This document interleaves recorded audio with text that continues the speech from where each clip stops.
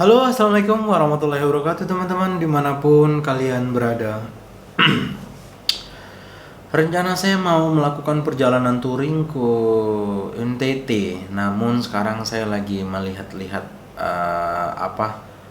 objek wisata yang ada di NTT, kemudian melihat hotel-hotel murah, kemudian ya pokoknya lah saya sekarang lagi mencari tahu banyak tentang NTT. Sesuai janji saya kemarin, saya akan membahas NTT dan apapun yang ingin saya tahu saya bakal tanyain ke kalian ada apa di NTT, dan ya kalian lah nanti yang bisa ada apa aja di NTT dan ngapain ke NTT. Nah itu pokoknya saya bakal cari tahu semua di NTT itu ya teman-teman. Nah oke teman-teman, ya saya lagi bolak-balik membaca sebuah artikel mengenai Nusa Tenggara Timur. Di sini saya udah baca salah satu artikel dari hypeway.com. Nah, di sini dia menceritakan perjalanannya itu ke Danau Kalimutu di ND Flores, danau tiga warna yang begitu mengagumkan. Nah, jadi banyak juga teman-teman berkomentar di postingan saya, katanya di NT harus main ke ini, ke Pulau Kalimutu di ND. Nah gini, saya kemarin kalau nggak salah sempat juga ngobrol sama perempuan dari NTT, itu lebih tepatnya di ND Flores. Nah danau tiga warna. Nah di sini ia menceritakan tentang danau yang tiga warna itu yang ada pada uang 5 ribuan pada tahun berapa ya, kalau nggak salah udah lama itu cuy. Nah jadi di sini dia menceritakan seputaran perjalanannya. Nah, di sini ia menceritakan jarak Desa Moni sekitar 52 km dari kota ND. Enggak, kita baca dari awal ya, teman-teman ya. Mungkin kalau ada yang salah teman-teman bisa bantu luruskan. Di sini ia bertanya siapa yang pernah pegang uang 5 ribuan seperti di foto buat jajan. Nah, itu ada fotonya. Ketahuan angka berapa, angkatan berapa. Nah, di sini ya langsung menceritakan kali ini Happy Travel mau ajak kamu jalan-jalan ke Danau Kalimutu Flores. Letak Danau Kalimutu memang di atas gunung. Gunungnya disebut Gunung Kelimutu. Jadi naik ke puncak Kelimutu itu menikmati keindahan Danau Kalimutu yang punya tiga warna berbeda. Kamu bakal merasakan suasana magis kala menyaksikan keindahan danau tiga warna sekaligus sunrise yang begitu syahdu. Ini kenapa ya bisa terbentuk tiga warna gitu ya? Mungkin teman-teman ada yang bisa ceritakan ya. Oke, jarak Desa Moni sekitar 52 km dari kota ND. Di ND ada bandara. Jadi kamu bisa naik pesawat dan turun di Bandara ND. Rute pesawat ke ND bisa dari Kupang, Labuan Bajo, dan Denpasar. Kamu juga bisa menggunakan jalur darat, sewa mobil atau naik travel. Berapa ya sewa mobil ya? Dari Maumere sekitar 3-4 jam, atau dari Ruteng sekitar 9 jam. Lumayan jauh sih ya, tapi layak kamu perjuangkan kok. Oke. Dari ND lanjut ke Moni, desa terdekat di Kelimutu ya teman-teman, bukan Kalimutu ya. Bisa sewa mobil kalau rame-rame atau naik travel. Nah jadi kalau misalkan pakai motor ini bisa ya teman-teman ya, kalau buat kita yang anak motor gitu mungkin nggak begitu ekstrim lah jalurnya kayaknya kalau saya lihat dari fotonya. Dari ND lanjut perjalanan darat ke Desa Moni. Kamu bisa sewa mobil, harganya sekitar 900 ribuan dengan sopir.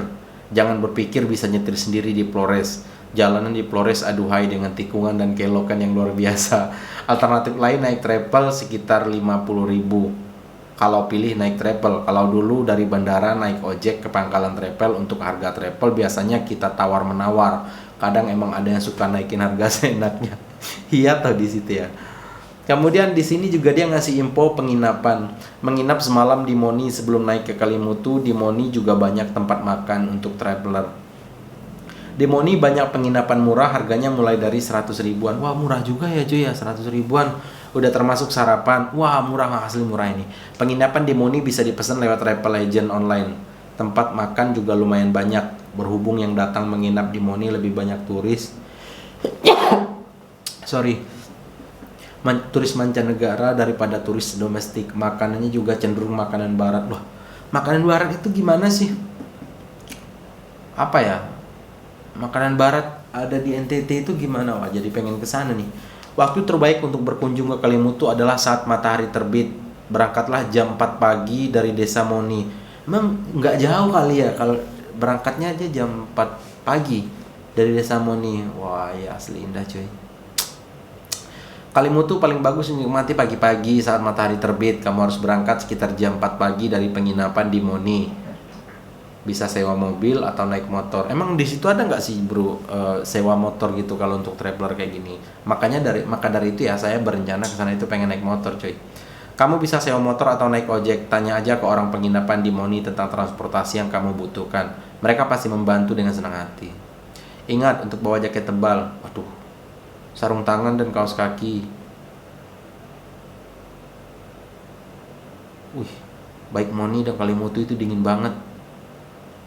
Udara di Moni dingin banget, sebaiknya kamu siapin jaket tebal, sarung tangan, kaos kaki, dan topi. Siapin juga stamina dan semangat untuk mendaki ke puncak Kelimutu. Ayo semangat bro. Emang kalau buat ngelihat ini gimana nih bro ya? Apakah kita harus harus naik gunung dulu baru bisa ngelihat danaunya atau gimana nih? Di sini nggak diceritain cuy. Apakah kita harus naik gunung buat ngelihat ini atau bisa ada suatu seperti menara gitu buat kita lihat? Nggak ada.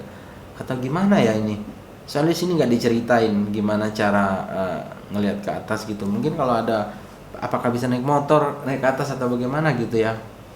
Ini saya semakin hari jadi semakin penasaran ingin tahu seputaran tentang NTT gitu. Ini hari ini obrolan kita fokus aja ke satu tema ya, kita bahas mengenai Danau Kelimutu.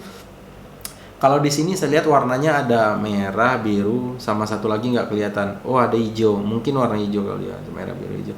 Ini terdapat di uang Rp5.000 itu tahun berapa ini? Tahunnya udah lama cuy. Terus di sini juga yang menceritakan apa aja di situ, bagaimana proses perjalanannya seperti apa gitu untuk menuju ke Danau Kelimutu. Kira-kira habis waktu berapa lama ya kira-kira ya? Kemarin juga sempat saya dikirim oleh teman-teman dari NTT list perjalanan backpacker dari NTT ke Jambi, karena dia udah hitungnya versi mereka itu melalui kilometer kilometer perjalanan, kemudian estimasi biaya, dan itu saya lihat itu udah angkanya mencapai 10 ribuan ya, sekitar di angka 10 ribuan buat ke sana. Waduh, banyak juga ya. Kalau misalkan pakai motor ke sana juga, kemarin dia sempat juga ngasih estimasi estimasi biaya. Kalau mau senang itu biayanya berapa, kalau mau backpacker biayanya berapa, dan kalau mau seadanya biayanya berapa. Itu udah di list semua.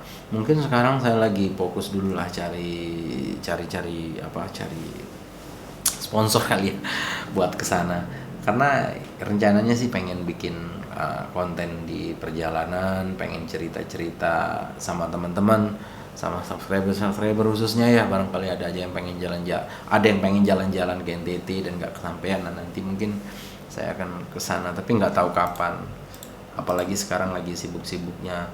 Ini saya lagi melihat Danau Kelimutu ini, Danau Kelimutu ya, iya benar Kelimutu. Kayaknya kita harus tahu ini bagaimana, kenapa dia bisa 3 warna. Yuk kita coba cari yuk. Danau Kelimutu. Oh, merah di sini cuy.